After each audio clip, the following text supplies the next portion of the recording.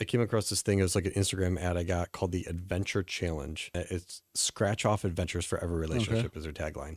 So you turn the page, you scratch off something, and it tells you what you should go do. Here's my guess. They started with one, of course, and then they've layered in these other things, and they haven't rethought their buying process. Sometimes you have to rethink your customer journey.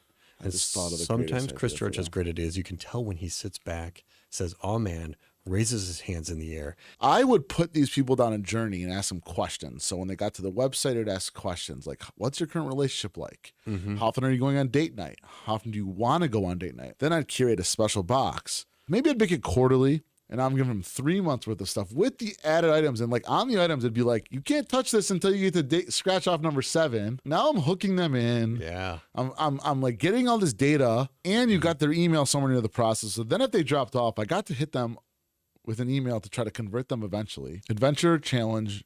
You should be at Sub Summit. I'll let you use my idea. You can just use it. I want you to use it. I want you to be super successful. That's the truth.